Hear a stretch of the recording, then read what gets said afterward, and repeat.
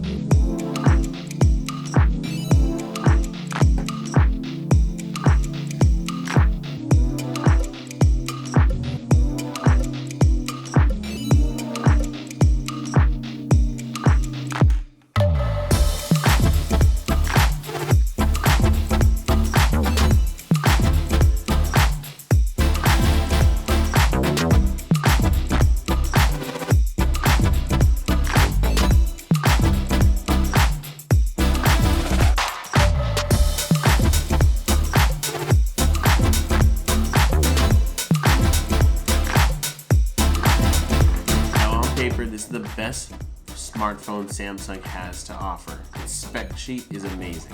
It's got the latest Snapdragon 855, 12 gigs of RAM, 256 gigs of storage, and that's for the base Note 10 Plus starting at $1099.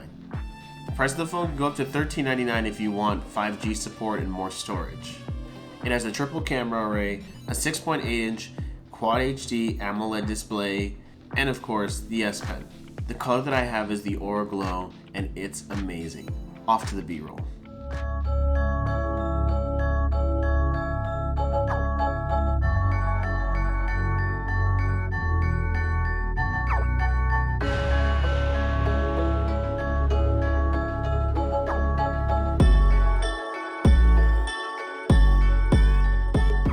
All these specs sound like a good formula and solid choice for 2019, and it is.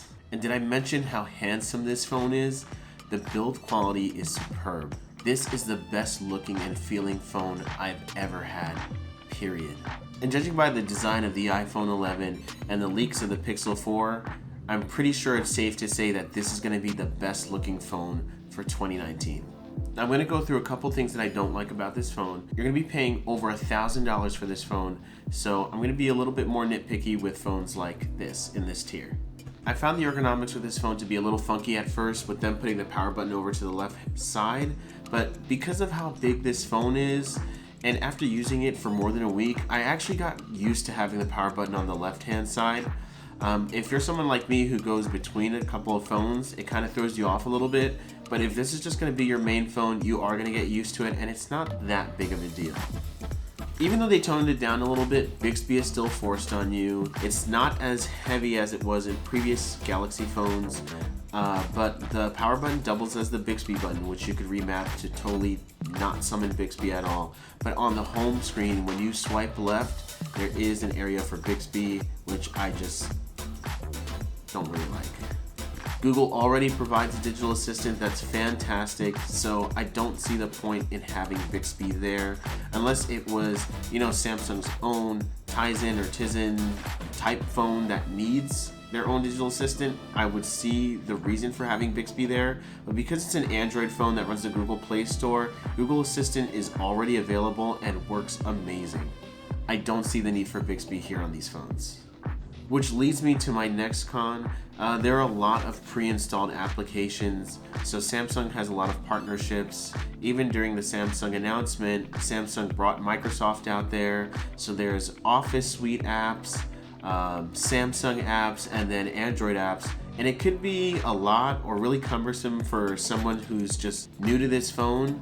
And it could be a lot if somebody's never had a Note, a Samsung phone or a Note phone before, because there are 3 email apps on your phone when you turn it on. You have the Gmail app, you have the Samsung email app, and then the Microsoft Outlook app. There's a lot of pre-installed software. There's OneDrive, Google Drive, there's Google Pay, Samsung Pay. There's just so many default apps or different ways that you can do things. It's a lot. It's a lot. If you're an experienced power user, you can definitely manage this, but if you're not, this is gonna be a lot for you to take in. Samsung got rid of the iris scanner and went for a hole punch design to make the screen feel more immersive, but they also ditched the fingerprint sensor on the back and put it underneath the screen this year. And it's a little slow. I mean, I'm coming from a OnePlus 7 Pro, the OnePlus 6T, which was the first phone where I experienced this, and the OnePlus 6T's in-screen fingerprint sensor was pretty fast, and the 7 Pros was even faster. OnePlus has been doing a great job at making it feel like a standard fingerprint reader. However, the fingerprint sensor on the Note 10, I can't help but feel like it's a bit slower. Maybe it's because I've been spoiled by the OnePlus 7 Pro. Now, it's not something that's unbearable. It's not Samsung lag or TouchWiz lag. It's just noticeably slower than that of the OnePlus phones. Now, there's a lot to like about this phone besides the build quality and the design. The AMOLED screen stretches from top to bottom, and it's so immersive. And the hole punch is so small, it's barely noticeable. It's a really good looking screen. I'm not gonna lie, coming from a OnePlus 7 Pro, I do miss the higher refresh rate that the OnePlus 7 Pro has, but the colors look fantastic on the Note 10 Plus display. My absolute favorite thing about the Note 10 Plus is its battery life. This phone is a beast. I'm a power user with my phone. I'm writing emails, sending text messages. I'm beasting on Instagram all day. This phone is a champ. By the end of the day, I definitely have leftover battery life. I'm not running on fumes. I never put my screen brightness on low. My screen brightness is usually anywhere from 70% to max, and this phone is a champ. The cameras are great. There's a triple camera array because it's 2019 and that's just the thing to do now. There's a 12 megapixel telephoto camera, 12 megapixel wide angle camera, and a 16 megapixel ultra wide. All of this means photos are gonna look awesome, they're gonna look great. Also the video recording capabilities, the phone can record at up to 4K at 60 frames per second. The front facing camera takes great selfies too. There are a lot of good cameras on this phone. The S Pen is always a nice addition. It's a really cool feature of the Note phone. You can take it out and use it to just write notes on the screen. And what's really cool is Samsung will also transcribe your messages and save it to the Note Messages app in the phone. The S Pen also has some fancy air gestures, things that I don't think I would use that often, but it's still cool to have those type of things available. The S Pen can also do controls with the camera, like take shots or start a countdown, which is very useful. One UI is also pretty smooth and fast. The last Samsung phone I had was the Galaxy S6 Edge, which was a great looking phone, but it was just hampered by Samsung's TouchWiz UI and the lag.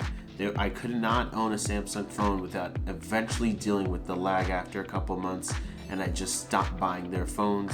But it's safe to say that this phone, there's no noticeable lag. It is just lag free.